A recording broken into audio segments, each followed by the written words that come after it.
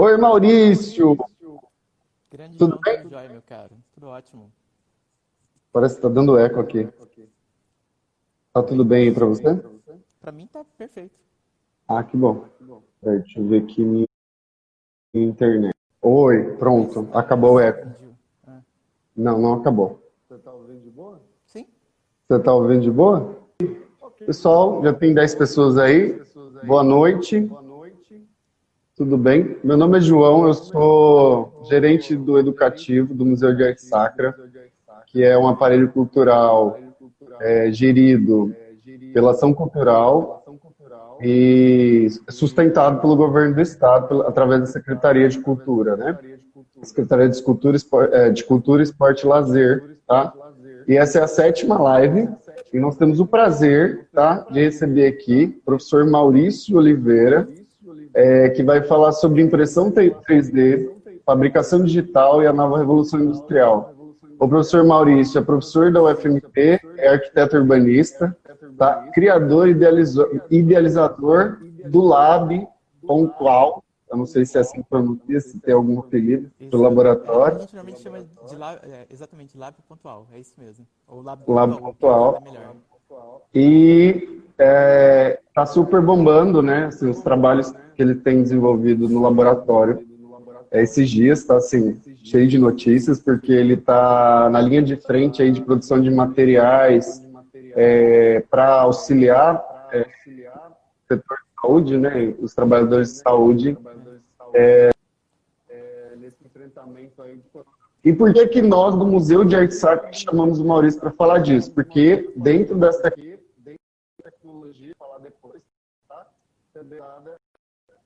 Para criar coisas e produtos que vão a questão da acessibilidade nesses espaços culturais. A gente vai falar disso depois, ok? Ok. Seja bem-vindo, professor Maurício. Muito obrigado pela ter aceitado esse desafio. Acho que depois desse. Só... Oi, estão conseguindo me ouvir? Como é que tá? Eu tô te ouvindo. O Alô? pessoal tá falando que o áudio tá baixo. É, Eu quero mas... saber se é o meu ou do Maurício. Oi, estão conseguindo me ouvir?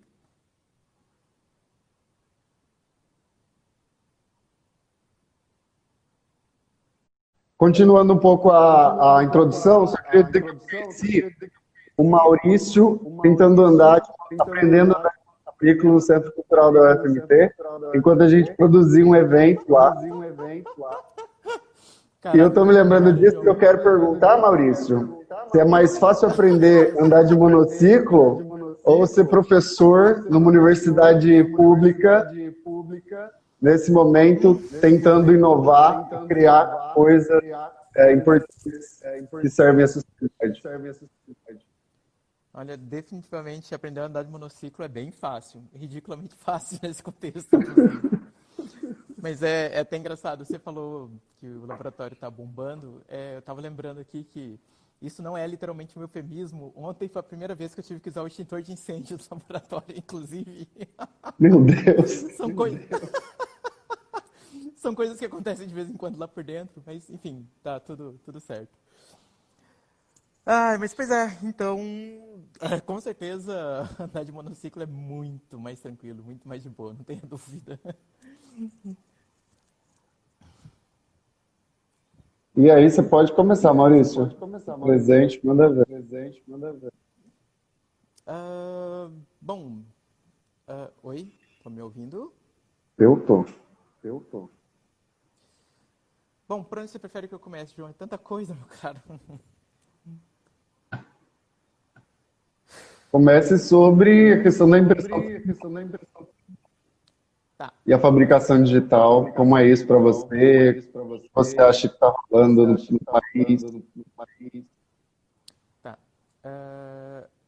O que acontece? Na verdade, a gente até fala sobre impressão 3D, mas de uma forma meio que mais porque para poder introduzir tópicos a respeito do que vai ser falado, porque na prática mesmo, impressão 3D é uma parte muito pequena e muito genérica a palavra. Impressão 3D, na verdade, impressão 3D é uma coisa que não existe. Na verdade, a gente usa normalmente o termo ideal é manufatura digital aditiva. E eu vou chegar no ponto do porquê. Mas, enfim, qual que é do laboratório, qual que é dessas coisas todas, o que, que é isso que está acontecendo? Explico. Imagina você, João, por exemplo, que como se faz uma mesa, por exemplo, né? Você precisa de pelo menos 4 pés, vamos colocar aí genericamente 4 peças de caibro de madeira ou de ripa de madeira, certo? Todas do mesmo tamanho. E um tampo de madeira, certo? Ou seja, uma peça retangular, quadrada, qualquer coisa assim. Joia. Então você pega e você compra essas 4 peças e aí você utiliza de 4 pregos, no mínimo, mais um martelo para poder fazer a fixação de cada um desses pés, correto? Joia. Vamos transportar isso para 200 anos atrás. E eu tenho um bom motivo para poder fazer isso. Não sou alguém que é de formação em história, mas ao mesmo tempo tudo que eu faço tem uma relação muito profunda com história. E eu explico. Então, 4 peças cortadas de madeira do mesmo tamanho, um tampo de madeira, pregos e martelo. Pergunta: se você não tem uma revolução industrial acontecendo, se você não tem indústrias, se você não tem máquinas, se você não tem nada nesse sentido, como é que você faz um prego? Você vai no supermercado, numa loja de compras, comprar um prego? Não, você não tem quem faça isso. Você precisa fazer o seu prego para você poder fazer essa mesa. Os 4 caibros de madeira serrados, você não tem caibros à venda. Não existem máquinas que cortam isso igualzinho, certinho, como a indústria madeireira faz nos dias de hoje. Você precisa de um tampo de madeira. Gente, como é que você faz um tampo de madeira? Você corta com serrote? Que serrote? Você não tem uma indústria que faz um serrote. Por que eu estou colocando essas coisas todas? É inevitável, quando a gente fala a respeito do laboratório e de questões relativas à fabricação digital e a isso que nós chamamos a terceira ou quarta revolução industrial, perpassa muito sobre qual é o nosso papel envolvidos diante disso tudo. Se 200 anos atrás a gente não tem uma que faz um serrote, um martelo, pregos ou as peças de madeira para que essa mesa possa ser construída, você precisa fazer absolutamente tudo.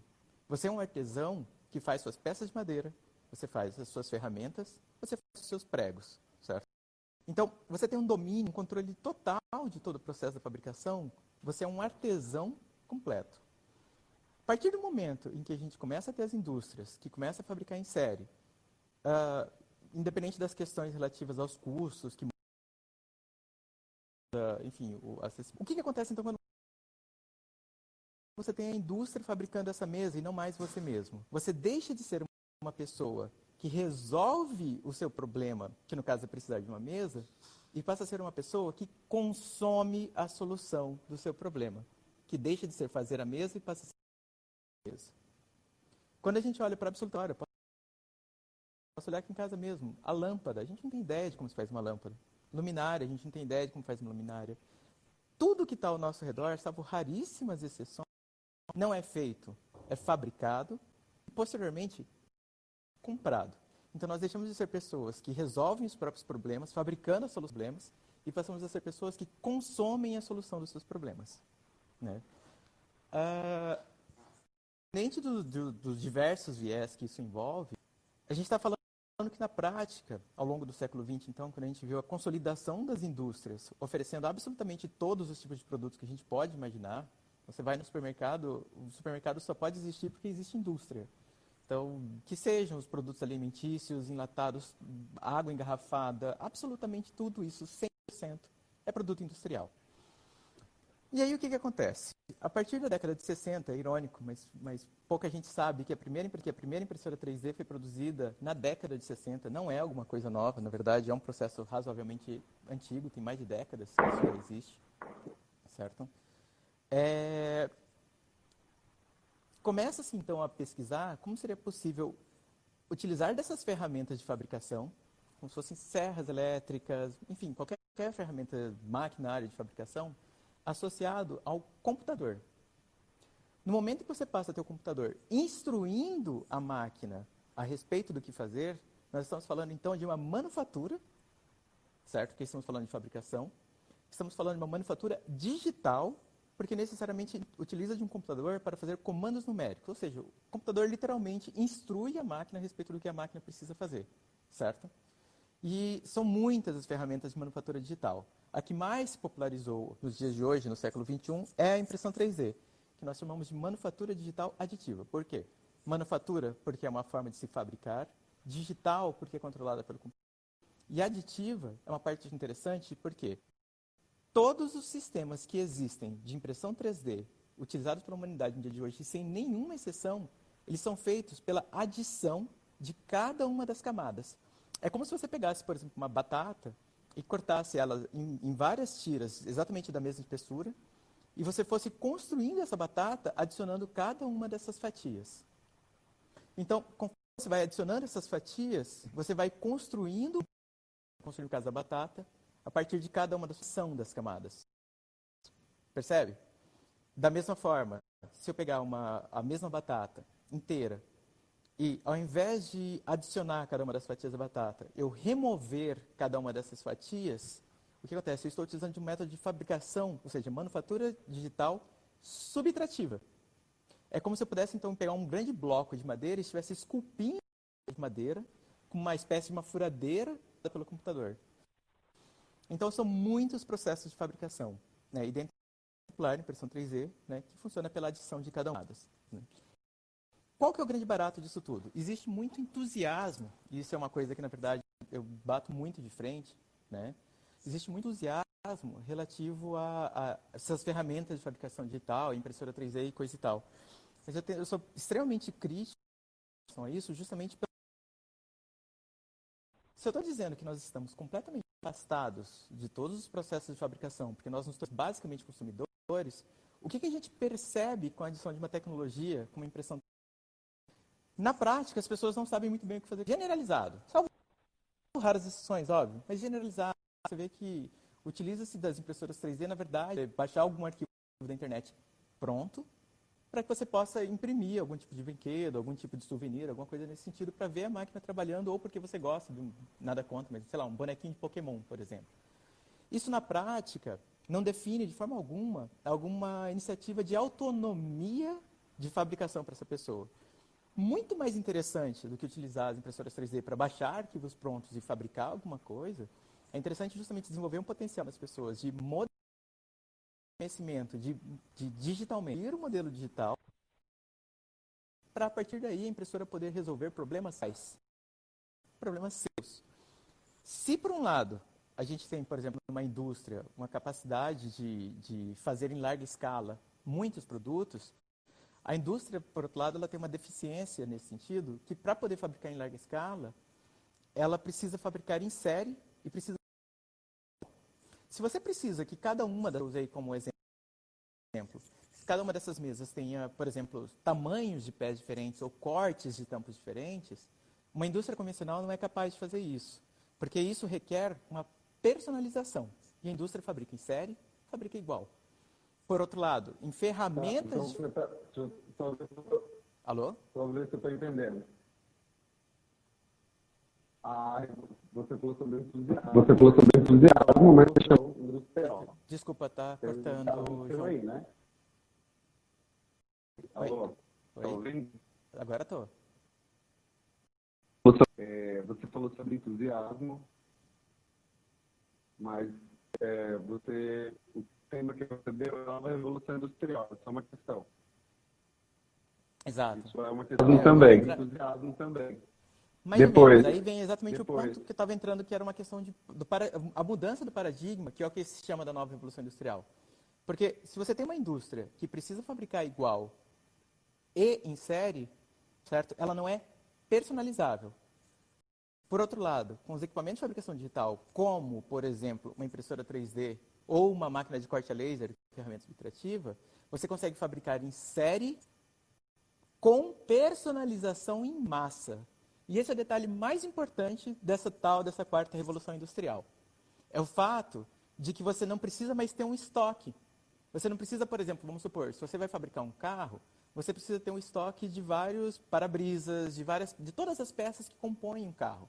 Mas se, por outro lado, você tem uma ferramenta como impressão 3D, você não precisa ter estoque de absolutamente nada, porque você pode produzir sob demanda, personalizado, de acordo com a necessidade. A mudança de paradigma industrial, com esse tipo de lógica, é muito grande. realização no trabalho, vai dar esse novo salto do processo industrial, que você está querendo dizer. Exato. Os laboratórios como os Makerspaces, os Fab Labs, como é o caso do LabAU, eles são fundamentais justamente porque, de uma certa forma, o que a gente faz mais importante não é usar as máquinas ou ter as máquinas à disposição ou tudo mais. Na verdade, inclusive, eu passo bastante raiva com isso. O importante nisso tudo é que as pessoas fabricar para que as pessoas possam aprender a solucionar seus próprios problemas. Isso significa você olhar globalmente o que está acontecendo em todo mundo e você tomar a sua iniciativa de muitas vezes ver um problema da sua sociedade, ou de uma comunidade, ou mesmo da sua casa, certo? E muitas vezes você não vai encontrar numa loja uma forma de resolver esse problema, porque ele é particular, ele é personalizado, ele tem uma situação especial, específica. E aí, nesse caso, que haja esse reempoderamento a respeito da nossa habilidade natural e humana de fabricar as coisas, de dar materialidade a ideias, a solução dos problemas. E esse tipo de laboratório vem muito realizar isso com o auxílio de ferramentas de fabricação digital. Entendi. Alguém tem alguma pergunta aí? Ou você quer continuar? Ixi, eu posso falar aqui por horas, meu velho. Nossa, Tá principalmente os ótimo. alunos aqui já devem ter dados, porque isso é meu papo de... A gente está vendo no Brasil, em São Paulo, por exemplo, né? Tinha um polo com tecnologia 3D que foi colocada a serviço de combate por questão de materiais, né? Para ajudar no combate ao Covid. Você também entrou nessa, né? Também Desculpa, João, tô cortando, não tô conseguindo entender. materiais. Ai, tá, desculpa, não sei o que aconteceu. Deixa eu tentar tirar do Wi-Fi. Nesse momento, a gente está vendo uma mobilização de São Paulo, por exemplo. Entendeu? Alô? E você também entrou nessa tarefa Sim. aqui na UFMT, né? Então, aparentemente, se a gente tivesse já investido em grandes polos industriais com esse tipo de tecnologia, teríamos capacidade EPI e inspirados a partir desse tipo de tecnologia. Você acha que eu estou certo? Isso tem alguma João. verdade? Tem algumas considerações em relação a isso. Assim, eu acho que o nosso grande problema, maior de todos, eu não estou falando de Cuiabá, não estou falando de Mato Grosso, eu estou falando do nosso problema enquanto nação mesmo. Eu vejo que nós temos um problema muito grave de gestão, certo? E por que eu estou querendo dizer isso? Nessa necessidade imediata agora de sair fazendo coisas, né? De fazer, que seja os protetores faciais que nós fizemos, ainda estamos fazendo. Hoje mesmo a gente está terminando de fazer um rodo de esterilização ultravioleta para o pessoal do Hospital Júlio Miller, né? O que eu percebo com tudo isso? Na verdade, tudo o que nós estamos fazendo, ou praticamente tudo, na verdade, utilizando de recursos locais, certo? Não está vindo nada de fora, essas coisas estão aqui, certo? Estão, esses problemas, de ter as indústrias, né? Ou de ter os materiais por aqui. Na verdade, a maior falta que eu vejo é de articulação e de know-how. O que eu quero dizer com isso? Exemplo, aqui. Esses dias eu estava conversando com uma amiga minha que mora na Alemanha e ela me falou algumas coisas super interessantes a respeito da iniciativa do governo alemão imediata no momento que o problema da Covid se tornou, de fato, um problema nacional. o governo foi extremamente forte e incisivo para fazer uma reconversão industrial, ou seja, as indústrias que já existem vão começar a fabricar utensílios, materiais e equipamentos que sirvam, obviamente, para o combate da Covid. As duas empresas aéreas, a Lufthansa ficou responsável, o governo interviu também, a Lufthansa ficou responsável exclusivamente por trazer os alemães que estão fora da Alemanha de volta, uma repatriação. E é imediatamente convertida numa empresa de transporte de cargas aéreas, certo? Todos os trens continuaram funcionando, não transportando passageiros, mas todos com transporte de carga. Então, o que a gente percebe? Existia ali uma clareza institucional, uma assertividade a respeito do que pode ser feito e de como pode ser feito, que foi muito rápida e muito eficiente ali naquela situação da Alemanha. Por outro lado, o que eu vejo aqui, por exemplo, é que as indústrias, em geral, elas já poderiam estar fazendo isso, e estou falando de indústrias daqui mesmo, de Cuiabá, certo? Poderiam estar fazendo uma infinidade de coisas, mas não é alguma coisa, como a indústria foi criada pensando em um produto, ou em um tipo específico de produto, essa lógica da reconversão não é a primeira coisa que passa pela cabeça, normalmente, dos industriários, e o próprio governo, como não tem know-how para pensar nisso, e muito menos assertividade para fazê-lo, cria-se um problema de uma morosidade por por um problema de gestão, né? Por um problema de clareza do que precisa ser feito, de como deve ser feito.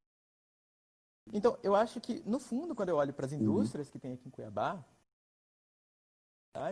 mas quando eu olho para as indústrias, no fundo, particularmente, eu acho que elas são daria para muita coisa ativa maior por parte por parte e uma colaboração. Eu acho que não é uma carência, não. Na verdade, é uma respeito do que as indústrias podem fazer. É um problema da natureza da coisa. Oi, João? Essa nova indústria, tá ouvindo? Tô. Né? Tá, assim, eu acho que Seria mais modelo industrial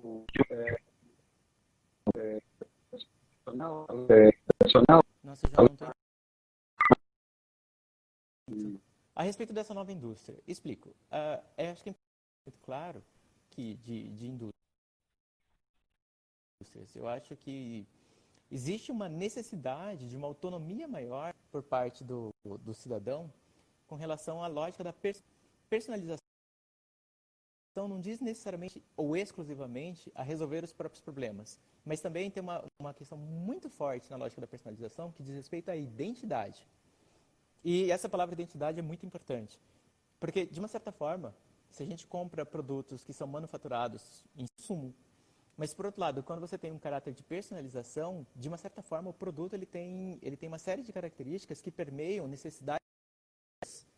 E é por isso que a relação da identidade é tão... Então, isso se comparado, por exemplo, fazendo uma analogia aqui com a indústria convencional, nós podemos dizer que, por exemplo, nunca vai deixar de existir, por exemplo, indústrias que fabricam coisas em série, como, por exemplo, palmilha de sapato, sola de sapato, sola de tênis.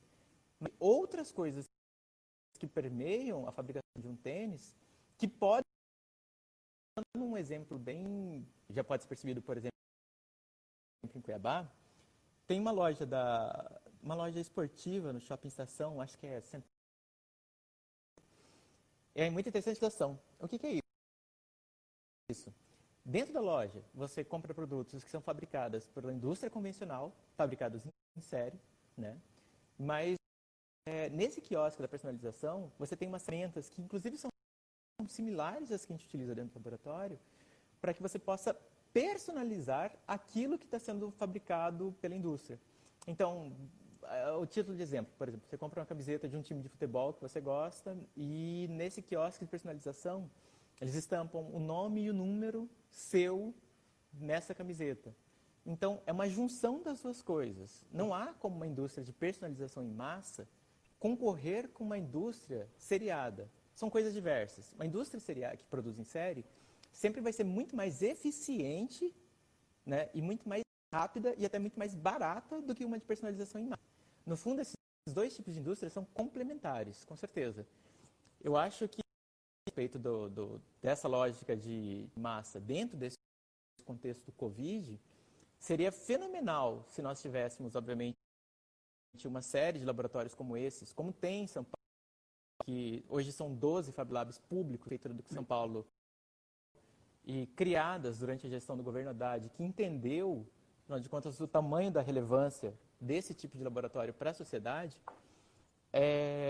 Quando você tem esse tipo de laboratório, o grande bacana é justamente porque as pessoas elas adentram esse universo de que você resolveu os seus próprios problemas e com isso você começa a criar uma cultura de iniciativa a solucionar problemas da sociedade. Então, é muito importante, é muito bacana você ter os equipamentos à disposição, mas é muito importante justamente, eu acho que esse é o grande ponto. Ter os equipamentos não vai impedir de ficarem baixando projetos prontos para imprimir.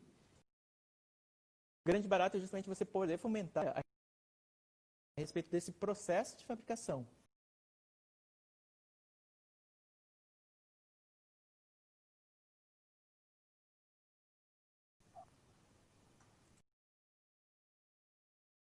Oi.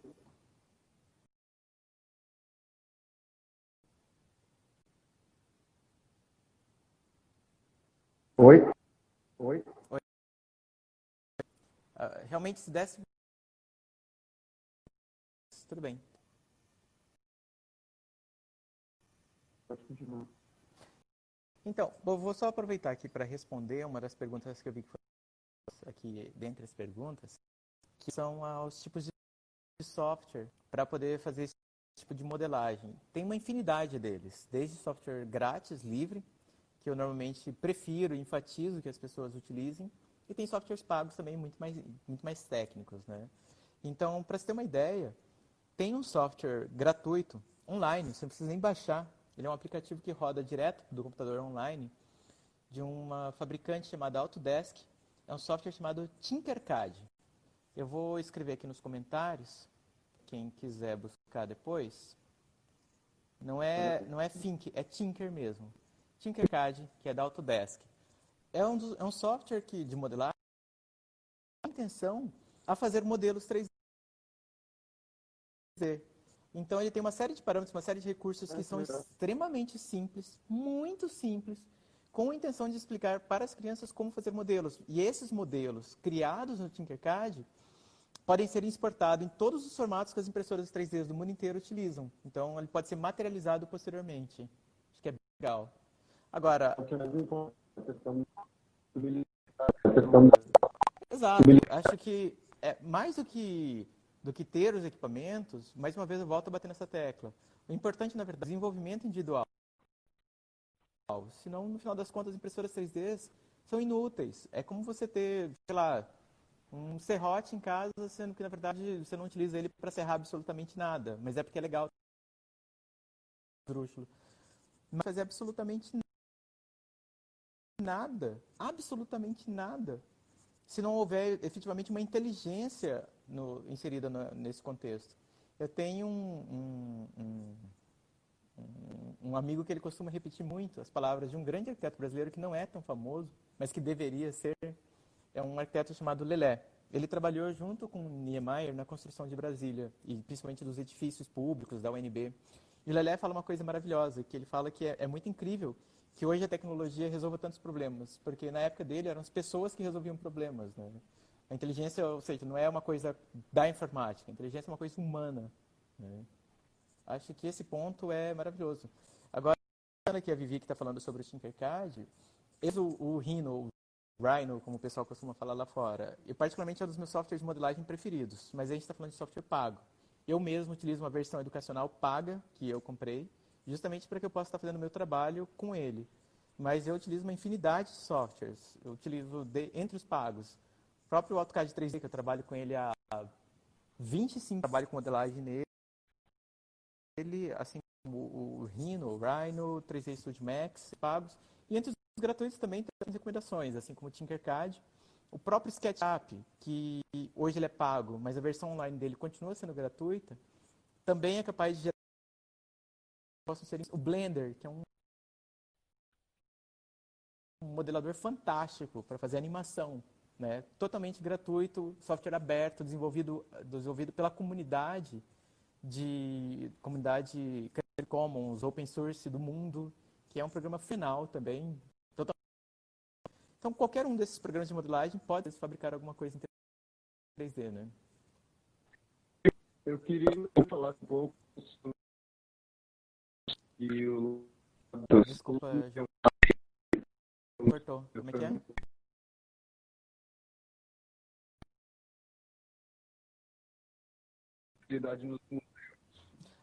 Acessibilidade nos museus. Ótimo, explico. Nós temos, na verdade, 3 projetos nesse sentido, que são concomitantes. O primeiro deles surge a partir do edital, que nós temos em uma via com o pessoal do Cinecaus, né, o Silvano, a Eliette Borges, mas eu e a professora Luciana Mascaro, também do departamento, nós 4, mais os alunos que trabalham comigo no laboratório, onde nós ganhamos um edital da Prefeitura de Cuiabá no ano passado, de 300 anos, que é justamente para produzir uma série de peças mais voltadas à questão de patrimônio cultural, arquitetônico. Então, nós selecionamos algumas fachadas, alguns edifícios, alguns ornamentos na área do centro histórico, e nós estamos produzindo um material tátil, porque vai ter uma sala no Museu de Imagem e Som de Cuiabá, MISC, uma exposição com peças táteis, justamente para que as pessoas que têm a visão reduzida ou são completamente cegas, tenham um aprendizado. A própria professora Luciana Mascaro foi uma das responsáveis pela curadoria de quais seriam as peças mais interessantes para poder estar trabalhando, inclusive, num curso, né, com deficientes visuais, para que eles possam ter acesso ao entendimento, sobretudo arquitetônico, utilizando, sobretudo, desse material, né, produzido pelo laboratório. Nesse sentido, nós buscamos o pessoal do Museu de Arte Sacra também, né, nós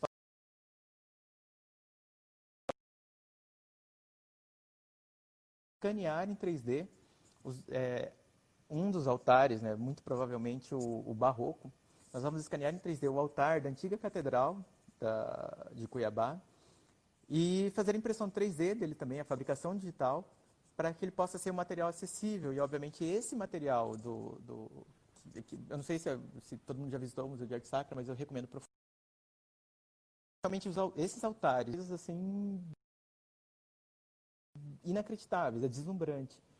Então, trazer isso para a realidade das pessoas com essa deficiência visual é realmente muito bacana, é uma baita de uma oportunidade de cidadania mesmo, né? Da introdução dessas pessoas dentro dessas conversas, desses diálogos, da participação. E é nesse sentido, então, essas peças que nós fizermos em cima do material do Museu de Arte Sacra vão para a exposição do MISC e cópias delas. E um professor Marcelo Marchiori, que é do Instituto de Física da UFMT, que tem um projeto PhysicsArt, que já há 3 anos vem produzindo uma série de materiais expositivos para a divulgação da ciência, e nós somos parceiros dele em absolutamente todos esses anos, em todos os projetos. Recentemente, até pouco antes do Sesc Arsenal ser fechado em decorrência da Covid, estava tendo uma exposição no Sesc, que é o Céu de Mato Grosso, que são fotos feitas pelo professor Pablo, do Instituto de Física, são fotos de astronomia, que mostram galáxias, mostram uma série de situações do espaço, né, todas essas fotos feitas aqui em Cuiabá, aqui em Mato Grosso, e nós também estamos promovendo uma digitalização voluntária dessas imagens do Céu de Mato Grosso, haja um acervo tátil nesse material do Céu de Mato Grosso também, né? Então, nós estamos aí trabalhando justamente no acervo dessas 3 situações, né? Desses 2 museus, mas dessas 3 exposições, estamos trabalhando com materiais, para uma fabricação de materiais táteis, né? Principalmente nesse caso específico, utilizando de impressão 3D. E nessa situação, ao que me parece, quando você entra num ambiente como o MISC, ou o Museu de Arte Sacra, você não sabe o que vai fazer, né? né? Você tem um problema para solucionar e precisa ser inventivo, né? Uhum. Mostra bem isso que eu estava falando sobre ser de a pessoa resolver os problemas e as questões que a realidade nos impõe a partir da tecnologia. Uhum. Se nós fôssemos buscar, por exemplo, soluções industriais para eventualmente poder fazer esse material acessível, você dependeria de indústrias muito sofisticadas e esse material seria muito caro. Ao mesmo tempo, o ideal seria, sem recursos industriais, fazê-lo da forma mais artesanal possível, ou seja, um trabalho de artesão, por exemplo, com cerâmica, esculpindo argila, né, que é uma outra possibilidade de fabricação. A gente se insere justamente fazendo um diálogo entre esses dois extremos, onde nós trabalhamos com uma série de ferramentas completamente manuais. Nós temos, então, muitas ferramentas de marcenaria, ferramentas de serralheria totalmente manuais, de esculpir, a gente trabalha com resinas líquidas, nós temos uma fundição de metais dentro do laboratório para derreter alumínio, derreter cobre, bronze. E, ao mesmo tempo, a gente tem lá a máquina de corte a laser, totalmente controlada pelo computador, que corta acrílico, madeiras e fresadoras que cortam até chapas de alumínio, assim como nós temos 5 impressoras 3D, sendo uma delas de resina, justamente unificando todo o conjunto possível que, de um extremo ao outro, o trabalho mais artesanal e o trabalho mais industrial tem, dentro de uma realidade que possa, então, fomentar novas ideias, novas iniciativas que possa viabilizar isso para a sociedade, né? Entendi. Alguém tem mais alguma pergunta, meu povo? É hora de perguntar. É a hora de perguntar. Eu confesso que eu nem sei efetivamente... Ah, não, tem bastante gente, caramba. O pessoal estava perguntando só qual era o programa que você utilizava. Exato. Mas eu acho que, no fundo, antes das pessoas, deixar esse espaço para as pessoas fazerem perguntas, mas acho que é importante não perder isso de foco. Impressora 3D em casa, eu falo isso porque apesar de ser arquiteto, não tenho a menor formação de engenharia, elétrica, mecatrônica, nada nesse sentido. Mas eu tive que aprender muito desses assuntos de mecânica, de eletrônica, porque tendo essas máquinas aqui, eu não tenho que dar manutenção nelas. Então, eu mesmo dou manutenção das máquinas. E com isso, é muito interessante porque eu ganhei know-how para poder fabricar máquinas, para desenvolver máquinas do zero e dar manutenção nas que tem em Cuiabá e, na verdade, das que tem em Mato Grosso. E o que eu percebo que é muito interessante, que muitas das vezes que eu lugares que tem essas impressoras 3D quebradas, ou impressoras mesmo funcionando, eu vejo esse gap realmente, tipo assim, olha, nós temos impressora, mas não temos a menor. Isso é muito comum, muito comum. Então, no fundo, é isso. Não adianta você ter o formão e o martelo se você não tem a iniciativa de, primeiro, diferentemente das coisas que a gente compra pronto, aspas, né? A gente, na prática, no dia a dia, até que alguma coisa dê certo dentro do laboratório, dá muito errado. Faz muito mais coisa errada do que coisa certa. Como eu disse, ontem foi a primeira vez que eu usei o extintor de incêndio no laboratório. Assim, ontem foi a primeira vez que eu precisei usar o extintor de incêndio, mas definitivamente não foi a primeira vez que eu fiz alguma coisa um pouco perigosa. Acontece com alguma frequência, inclusive. Mas, já tomada já explodiu. Nossa, tanta coisa já aconteceu lá. Eu me queimei várias vezes com leite. Mas, eu acho que, no final das contas, é porque não existe processo. E muito mais do que isso, na verdade, o erro é a parte mais interessante do processo.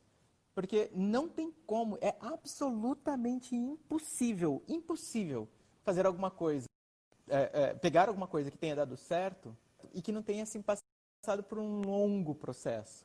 A não ser que seja uma baita de uma coincidência, mas isso é exceção da exceção, não é uma situação regular em absolutamente nenhum tipo de criação. Se você vê, por exemplo, em analogia, Picasso, por exemplo, ele tem um vídeo muito interessante que chama-se Os Mistérios de Picasso, que foi filmado na década de 50.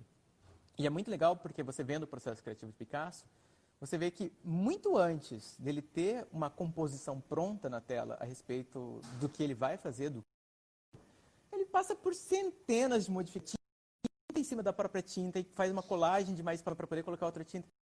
Faz esboços, porque ele não sabe o que ele quer. Ele está ali justamente naquele processo para entender o que ele quer. Isso é um processo de pesquisa. Esses dias mesmo alguém foi lá no laboratório e me falou, olha, Maurício, mas o que você está precisando para poder fazer os ventiladores? Que peça que você precisa? Eu falei com muita clareza e sem menor pudor. Não sei, porque é uma coisa que eu estou aprendendo enquanto eu estou fazendo. Claro, existe uma comunidade, existem muitos processos colaborativos, sabe? Mas à medida em que vai sendo necessário, é que eu vou descobrindo, afinal de contas, o que é necessário. Não é alguma coisa que você já parte de um pressuposto de forma. Em analogia a isso, eu uso o que é o CEO da Tesla, que criou o PayPal e também a CEO da SpaceX, né? É muito legal você ver os foguetes da SpaceX pousando de pé. Mas olha para quantos foguetes eles tinham explodiram até que algum pudesse dar certo pousando de pé. E até hoje, de vez por outra, ainda dá errado. Não existe pesquisa, não existe ciência, não existe desenvolvimento sem erro. Então é necessário reconhecer e acolher com muito carinho mesmo. Isso que é parte do processo humano. De, olha, não vou partir para um projeto e necessariamente ele vai dar certo logo de cara. Não, vai dar muito errado. Nesse sentido, a gente percebe que assim, as universidades são ambientes privilegiados para isso, para experimentação. Isso é fundamental, maravilhoso isso. Tradicional Maravilhoso. não vai gastar dinheiro com isso. A indústria já quer ter logo. A indústria, o erro é muito caro, cara, é muito absurdo. Para você ter uma ideia, por exemplo, você faz uma matriz de injeção para poder fazer, por exemplo, garrafas PET de refrigerante, uma matriz de injeção para você poder fazer isso, ela chega a custar mais de 100 mil reais. Se essa matriz sair errada, o custo do erro é muito elevado. Por outro lado, dentro do laboratório, a gente pode fazer uma infinidade de experiências que o custo não chega nem a 1/1000 disso. Então, você é capaz realmente de poder estudar muito mais, você poder desenvolver muito mais, você tem muito mais ferramentas acessíveis e viáveis para você poder planejar, para você poder desenvolver, para você poder criar coisas novas e não ficar baixando coisas prontas na internet porque, né, realmente não tem autonomia nenhuma. Isso não faz o menor sentido. Eu vi numa das perguntas aqui embaixo, o pessoal está perguntando aqui que impressora 3D que eu tenho. Na verdade, dentro do laboratório hoje a gente tem 5 impressoras 3D. Uma delas é uma impressora de resina, é líquida, ela é fotossensível. À medida que luz encosta na resina, a resina endurece. Então, essa resina, a gente brinca, a gente dá nome para todas as máquinas.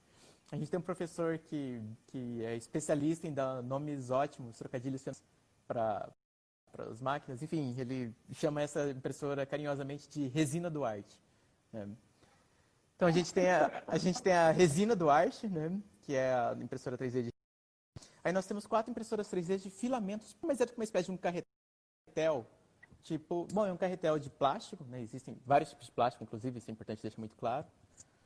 E dessas nós temos 4. Uma delas tem 2 bicos de extrusão, para que possa utilizar 2 cores diferentes ou 2 materiais diferentes. Nós temos uma gigante, que só tem 2 delas no Brasil inteiro, que é uma que a gente chama ela muito carinhosamente. Ela é muito grande, ela parece uma máquina de lavar roupa. Um volume de trabalho de 60 centímetros por 60 por 60. Então, realmente, assim, é bem grande. Daria para imprimir um banco inteiro nela de uma vez só. E aí nós temos 3 outras impressoras mais convencionais. Mas a gente, em geral, não tem muitas impressoras de marca, não. Salvo essa, a Gigabot, que é a nossa cabulosa. Em geral, as nossas máquinas são um monte de gambiarras que a gente mesmo vai apertando e vai montando. Por exemplo, uma delas a gente brinca que é a Zika, eu acho que é o carro-chefe do laboratório, porque é a nossa principal máquina de experiências. A bandeja dela já quebrou, sabe-se lá quantas vezes. O que nós fizemos? Ao invés de ficar comprando a bandeja, importando a bandeja dela para poder continuar fazendo impressão, nós utilizamos de outra máquina. A bandeja é o prato de impressão, onde a impressão vai sendo colocada. Ah, tá. Então, uma vez que a bandeja quebre, porque normalmente ela é feita de vidro, o que nós fizemos? Bom, ela é feita de vidro. Legal. Nós utilizamos uma outra máquina que nós temos no laboratório, que é a de corte a laser. Fizemos uma moldura em MDF nas medidas para poder encaixar exatamente nas dimensões da bandeja antiga E com isso, hoje, nós pegamos vidros de scanner quebrado da universidade, que a reitoria não me ouça dizer isso, mas enfim. A gente pega scanners quebrados da universidade, arranca o vidro, e o vidro do scanner é o que nós utilizamos hoje como bandeja da Zika. Então, assim, a gente está dando reuso para o material de lixo da universidade.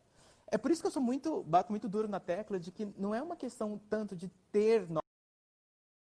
O que mais falta para a gente é iniciativa. Então, eu acho que esses laboratórios, como o LabAU, por exemplo, na real, eles são laboratórios muito baratos em termos de investimento para o Estado. Eles são ridiculamente baratos. E... o pessoal está falando aqui. Pô, o pessoal do EPRA tá me colocando numa situação desconfortável aqui. É verdade, as máquinas do laboratório, nenhuma máquina de laboratório, nesse sentido, todas as máquinas de fabricação digital, as digitais, todas as impressoras 3D, a máquina de corte a laser, a fresadora, nenhuma delas, na verdade, é da universidade, elas são todas minhas. Eu banquei do meu bolso, porque realmente, assim, sempre acreditei muito nisso, mais do que isso, eu sempre tive a iniciativa de querer continuar estudando as coisas que eu sempre estudo, né, os materiais que eu estudo. Bom, eu, na verdade, tive uma formação muito importante em Campinas, durante o mestrado, na Unicamp. E lá eu tive acesso a muitos desses recursos. E quando eu venho para Cuiabá, eu não tenho esses recursos aqui. Então, mesmo que não tenha me sido possível acessibilizar verbas públicas, eu acreditava muito na causa e fiz um financiamento da nossa máquina de corte a laser, que custou R$ 32.500. Eu pago até hoje, descontando do salário, as impressoras e tal. Mas, ao mesmo tempo, eu vejo que, independente disso, é muito importante, porque para vários professores, para o SESC, para vários parceiros, e principalmente, eu acho que nesse momento agora de Covid, a gente mostra, no final das contas, o quanto é importante a existência desse tipo de espaço. Não porque você possa ter uma impressora 3D para fazer alguma coisa, porque você sabe que você pode usar dessa impressora 3D para ver problemas aos quais o Estado vai ser muito moroso para fazer, aos quais a indústria muitas vezes não está preparada para pensar diferente, justamente porque elas não são preparadas para personalizar. Então, essa mudança de paradigma precisa se tornar uma consciência da sociedade. No sentido que a rede dos 12 Fab Labs implementados em São Paulo pela Haddad é tão fenomenal, porque isso eu nunca esqueço a primeira vez que eu fui num deles, que foi o Fab Lab do Jockey, clube lá em São Paulo, e eu estava entrando no Fab Lab para conhecê-lo, e eu vi uma criança assim, que estava com um barquinho feito com impressão 3D na mão, lixando ele para depois passar massa plástica, porque ele estava fazendo o próprio barquinho, sabe? Isso é uma mudança de paradigma muito absurda, muito absurda.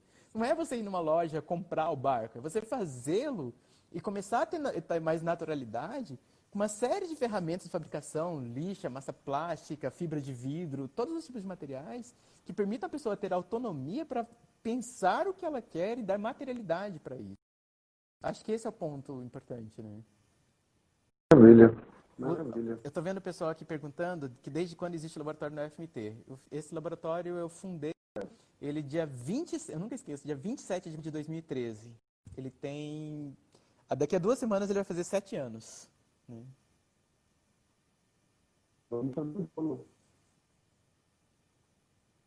Já temos um tempinho aí de camelagem aí. Maravilha. Alguém tem mais alguma pergunta? Deixa eu ver se tem alguma coisa. Meu áudio tá, desculpa, meu áudio tá horrível. Não sei se acho que é a minha internet. Eu tô te ouvindo bem, João. Fica tranquilo. É? Aham. Agora tá tudo bem. O vídeo não tá bom, mas o áudio tá. Alguém... O vídeo tá travando? O vídeo tá travando. Ah, pronto. Alguém tem alguma pergunta aí, gente?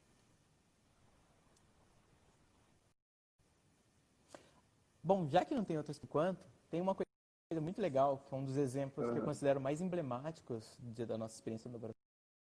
Você tem um apelido aqui, ó. Você tem um apelido aqui, ó.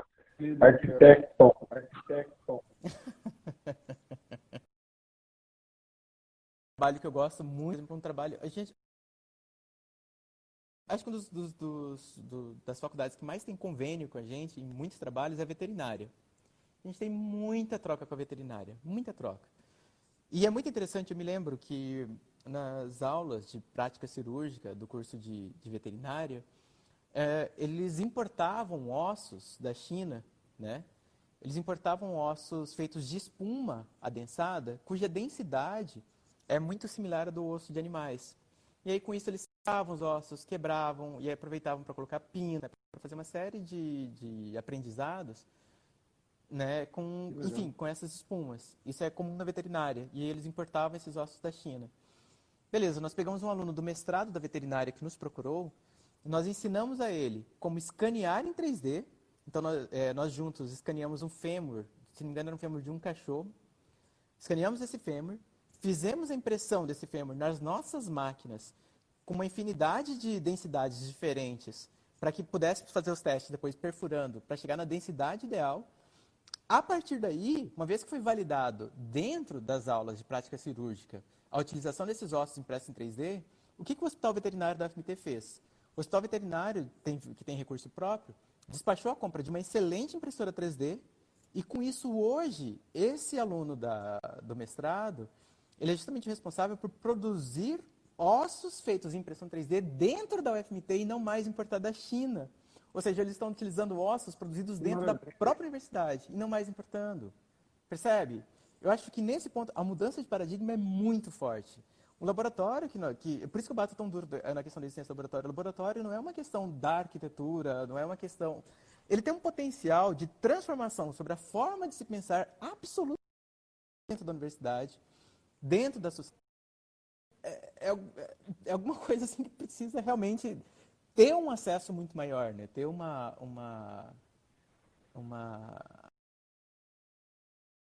para falar aqui, eu vou te falar, pois é. A gente já passou por esse ponto, Viviane. Acho que eu vi alguma outra pergunta aqui atrás. O pessoal do EPRA, acho que a gente ajudou a fazer Eles estão falando. anos. Em 2013 o que aconteceu foi o seguinte, em 2013 eu morava em Campinas e lá eu tive contato com um laboratório do Ministério da Ciência e Tecnologia, que está quase fechando, inclusive por falta de recursos, é uma coisa que me dói profundamente a alma, porque é o maior parque de impressão 3D da América Latina. Eles têm lá uma infinidade de tipos de impressoras fantásticas, muitos tipos, impressora 3D de metal, de pó de nylon, uma série de recursos fenomenais. Eles já auxiliaram mais de 5.000 cirurgias através do SUS, totalmente gratuitas, na qual as equipes médicas colocam o paciente dentro de um tomógrafo ou de um aparelho de ressonância magnética, mandam uma impressão 3D do que é feita e mandam de volta para as equipes médicas para poder programar a cirurgia antes de abrir o paciente. Então, assim, é um trabalho realmente assim, fenomenal. A gente seria com eles lá, a gente trabalha muito junto com eles. E o que acontece? Nessa época, em 2013, enquanto eu morava em Campinas, o pessoal do projeto de extensão EPURA, do Departamento de Arquitetura, fez uma exposição na Mostra Edificar, na qual eles estavam colocando, naquele momento, leia-se, era um ano antes da Copa do Mundo de 2014, né? O EPURA estava justamente mostrando o que poderia ser essa Cuiabá 300 anos, o que poderiam ser essas intervenções que não foram pensadas, né, que não havia momento, né, cujos projetos poderiam ter sido muito mais interessantes e efetivamente muito mais, enfim, adequados para a nossa realidade. E aí, com isso, o pessoal do EPRA produziu uma maquete gigantesca. Eu não me lembro agora, se não me engano, eram 3 metros por 3 metros de tamanho. Era uma maquete muito grande que englobava as áreas ali do porto até o final da Avenida do CPA, mostrando, por exemplo, todo o trajeto do VLT. E aí, lá em Campinas, junto em ajuda do pessoal do Centro Tecnológico Renato Archer, né, que é esse laboratório que eu citei do Ministério da Ciência e Tecnologia, lá eles fizeram a impressão de 35 prédios de Cuiabá, uma escala super pequenininha, então você tem a prédio de Cuiabá mais ou menos com esse tamanho, para que pudesse compor essa maquete, né? Então, tem bastante, enfim, tem trabalhos aí muito longos. Eu acho que se alguém quiser, obviamente, ver o material produzido no laboratório, a gente mostra ele com muito orgulho, porque a gente tem feito brilhantes para desenvolver uma autonomia na cidade. Então, a todo mundo que quiser, só me pedir, eu encaminho com gosto. Oi, João, desculpa. Dá vontade de fazer uma entrevista com você no laboratório, que produz coisas. Podemos fazer, com Seria certeza. mais ilustrativo. Com certeza. O Maravilhoso, laboratório é uma loucura. Tem algumas coisas que dá para ter uma noção do laboratório. No ano retrasado, o pessoal da Secretaria Estadual de Cultura, eles fizeram uma série. Eu não lembro o nome da série agora, que era uma série de economia criativa. E um dos episódios foi dentro do laboratório, né? Então, tá lá, é só buscar o pessoal na Secretaria Estadual de Cultura, né, o pessoal da economia criativa, de que ali tem um vídeo que eu explico um pouco melhor o laboratório, a gente mostra algumas peças, dá para ter uma ideia um pouco melhor, né? Tem também, quer ver o que mais? Infelizmente não tem nenhuma palestra gravada. Tem mais de 20 palestras ministradas, mas nenhuma delas está gravada. Para quem quiser conhecer um pouco melhor desse universo, que a gente chama do universo maker, isso é meio engraçado, mas... Enfim, eu participei em 2018, 2 anos atrás, mas foi ao ar ano passado, 2019, de um reality show gravado lá em São Paulo, que chama-se Batalha Makers Brasil, que foi apresentado pelo Marcelo Taz, que... Mentira, você participou de um reality show. Sim, era do canal Discovery Channel. A experiência mais bizarra da minha vida. Eu e outros 9 participantes estávamos dentro de um espaço, tipo esse laboratório, como esse que eu tenho aqui em Cuiabá, né, do LabAU, né, onde existia uma série de tarefas. Eu nem vou entrar nos meandros de reality, que foi caótico, tenso pra caramba, foi horrível. Bom, não vou entrar nesse mérito. Mas, enfim, que dá para ter uma noção do que é a realidade, do que pode ser feito nesse tipo de espaço, né? Apesar de eu não gostar muito dos produtos que foram produzidos lá, porque definitivamente não é uma lógica de trabalho nem um pouco adequada. O reality show definitivamente é um péssimo formato para esse tipo de coisa, mas dá para ter uma ideia do que é possível ser feito, né? Imagina. No NetNow hoje tem esse reality. Oi? Não, eu só disse que o NetNow hoje tem os episódios, né, do Batalha Makers Brasil disponível, né, para quem quiser, enfim, assistir aí, né. Vou procurar. Não faça isso. Curioso. Não perca seu tempo. Você vai ver, o Marcelo tá me zoando porque eu falo sozinho. O gênero falou sozinho. Eu troco... Você pode falar com copo, rede, não tem problema. O problema é quando as coisas começarem a te responder. Aí é um problema.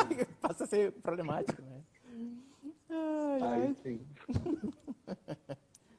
Como disse o Taz num episódio, ele perguntou se a decisão que eu estava tomando era uma decisão minha ou se era uma decisão já do conselho de Maurícios que existe na minha cabeça, né? Pode falar, João, por favor. Maravilha. Maravilha. De uma hora. Eu estou se quiserem perguntar. Rápido. Realmente passa. Alguém tem mais alguma pergunta? A gente está encaminhando no final. Meu áudio está horrível, tá reverberando. Mas olha, gente, eu deixo o convite aqui aberto e gosto muito, principalmente, a gente até abandonou um pouco o projeto, porque no final das contas a gente teve outros problemas, mas é um projeto que a gente quer muito resgatar esse ano, que é um projeto que a gente chama de Café Maker, que é de levar as pessoas para o laboratório no sábado pela manhã, para a gente poder trocar uma ideia. A gente dá mini cursos gratuitos lá, a respeito de uma infinidade de temas, como, por exemplo, como imprimir em 3D, uma série de coisas nesse sentido. E a gente chama de Café Maker porque eu brinco que eu falo de fabricação, falo de muitas dessas coisas, mas o que eu sou bom de verdade é em fazer café. Então, a gente tem 11 cafeteiras lá no laboratório, eu adoro café, a gente tem moedores, a gente realmente gosta bastante de fazer café para todo mundo lá dentro. Todo mundo que nos visita, a gente gosta de fazer cafés assim, de excepcional qualidade para as pessoas, para mostrar que, inclusive, o café que as pessoas conhecem não é café de verdade. Vou visitar você. Eu acho que vai ser uma boa a gente poder reabrir o laboratório para as pessoas poderem estar visitando a gente, com certeza. Beleza. Muito obrigado, Maurício. Valeu mesmo pela atenção e pela disposição. Foi muito legal falar Que bom. Sobre esse processo novo que está acontecendo agora. Eu te admiro bastante, fiquei muito feliz